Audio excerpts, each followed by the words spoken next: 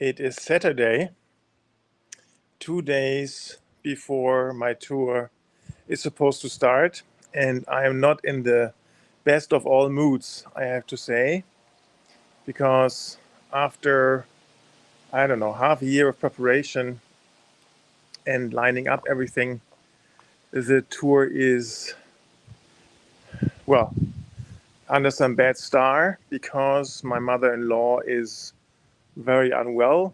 She's 91 years old, and I love her dearly. She is the most positive person, the most resilient person I've ever met. Her name is Resi, and she has survived the war as a kid. She had to flee from Hungary and rebuild her life in Germany from nothing. She was severely injured at the hip and had a broken hip and had to lay in bed for almost a year.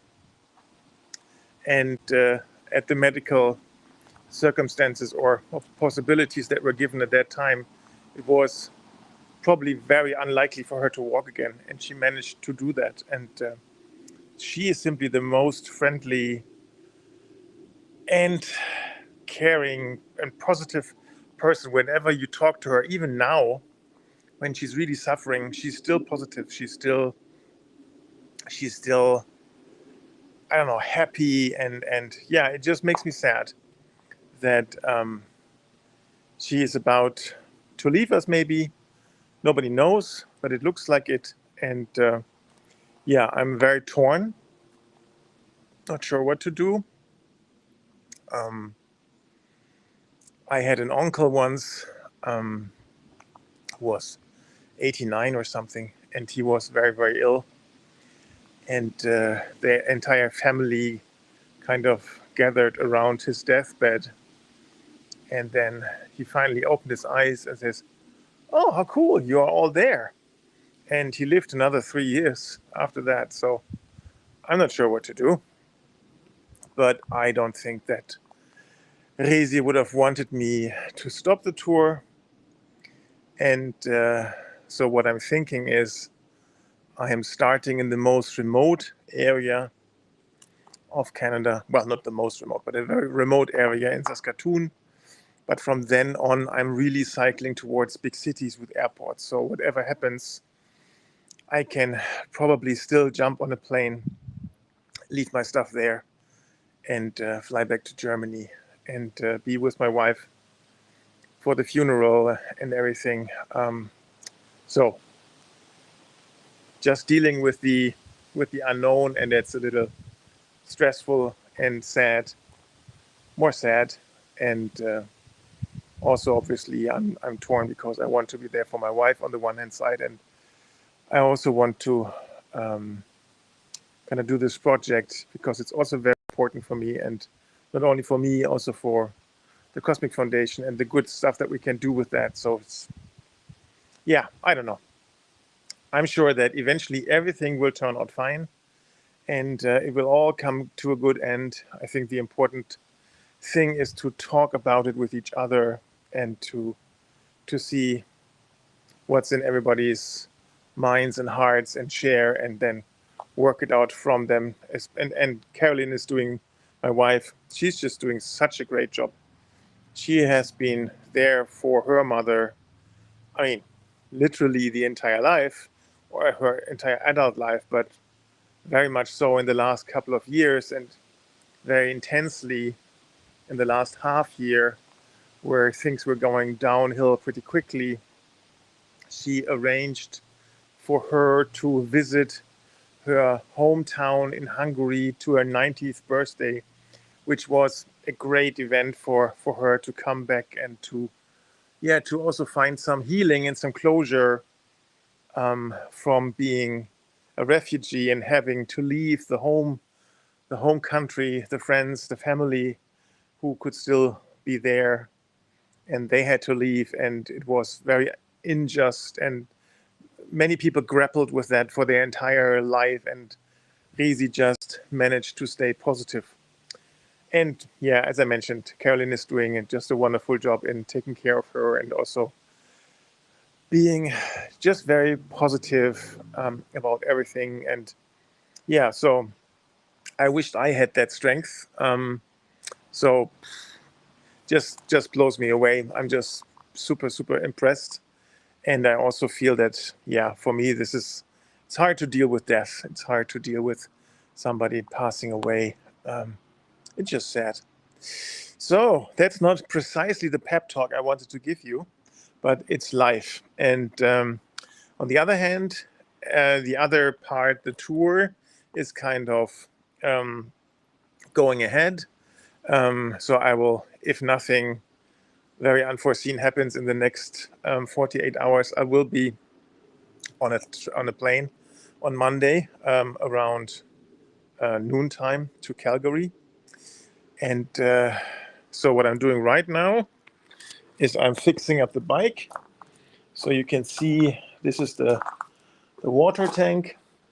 The pedals had to go off and the handlebar is tilted.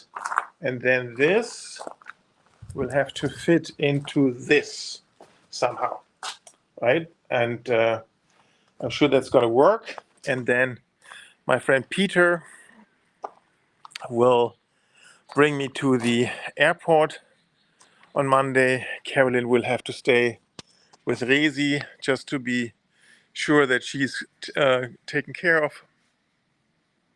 Yeah, and then I'll be flying over, landing in Calgary, taking a rental car, and from there I'll drive to Saskatoon, where I will meet Janika and Mitch. I've met them last year on the Columbia ice fields. They told me everything I needed to know how to protect myself from grizzlies because that was grizzly territory. And so I'll be meeting them over there and then I'll hit the road. And I have a very tough itinerary. Overall, I have to cover around 3,200 kilometers. So that's the longest tour so far. It's about 900 kilometers to the border. So from Saskatoon, I will turn south, going to Winnipeg.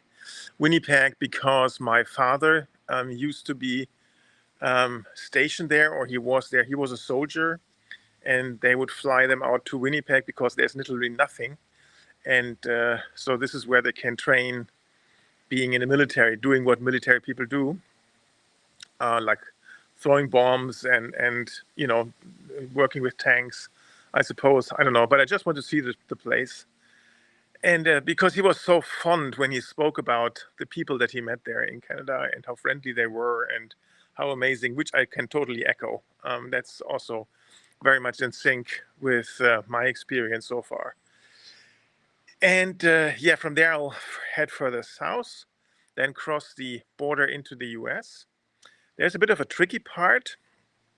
If a border goes through a bridge or through a tunnel, a bicycle cannot cross the border. And I think this is probably on the safe side on this border crossing. As far as I could see, it's just a plain road. But there is a bit of a complication in Detroit, as I figured, because a colleague of ours, Suzanne, pointed out that there's no crossing of the border with a bicycle in Detroit. I thought, wow, one of all places in a big city, that shouldn't be an issue, but it is. So then I'll cycle on to Minneapolis, and Minneapolis, I'll take Amtrak, that's a train service, with my bicycle to Chicago, and then I'll meet the first sponsors, one of them being representatives from Bearing Point. So Bearing Point, people, is our executive sponsor this year. And they have been a sponsor of this project from day one. So big shout out to Kiyumas Hamidian, Anne-Kathrin Mohr, and Jürgen Lux, who started the support back in the days and who is still a supporter of this project. Thank you all so much for your kind support of this project for the for the Cosmic Foundation. Yeah, and after that, I'll hop on a train again, go to Detroit, and then in Detroit, I will meet Suzanne, for example, one of our coaches in the area from Leadership Choices, and yeah, then I'll somehow cross the border. I'm sure there is a way, and then I will go on to Toronto, and from there on to Montreal. That's the plan. That also means this is the only version of the plan that probably won't happen, and things will change. Things will be fluid, because yeah, there's things that are even more important than this, and I'll try to kind of factor that in, and we have to kind of play it by ear how it comes, and then be very flexible about it. The good thing is I have a super strong team supporting this initiative, supporting this. So there is Hannah, there is Lena, there's another Lena, there's Jule, there's Dani, there's Lara, there's Kara. They are all supporting in the back end for the blogging, for the video production, for the monitoring of the donations, and all of that stuff. So it couldn't be done alone. That's a team issue. That's a team project. And obviously, this is also why so much is at stake. Everything is kind of planned to the minute, and even a little delay will create some hiccups. And yeah, I will have to deal with that. There are fundraising events in Toronto organized by Aaron Nickel, a good old friend, back from the Bombardier times. I met him last year when I was in Toronto. And then in Montreal, Jonathan Jave, also good old friend from Bombardier times, is kind enough to host a fundraising event there.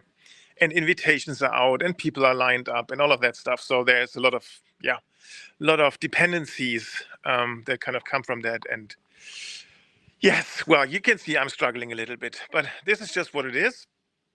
It's real life. This is also part of real life, and we will see how it kind of goes. So now what I will do is I'll get this bike into the box, and that's the task for today. And then I'm done. Then I will go see Carolyn, Rezi, and the family for dinner, and then tomorrow I will continue my packing. I'm going through the lists, all the details. You don't want any kilo or any quarter kilo to carry along with you that you don't need.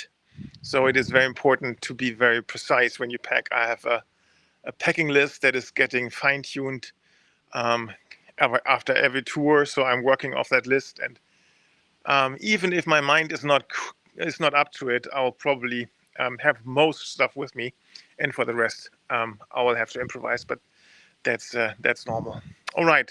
So sorry if I'm not in the best of all moods, but it is what it is. And yeah, just let's keep fingers crossed that this will all work well. Again, big shout out to our sponsor, Bearing Point. Big shout out to the team that is supporting me in that case, the fundraising tour, the Coaching for a Better World tour, and also big shout out to my wife and to Rezi. Love you both. And yeah, so let's be in touch. You'll be hearing more from me on this channel in the next weeks and next days. And all the best. Talk soon. Bye-bye.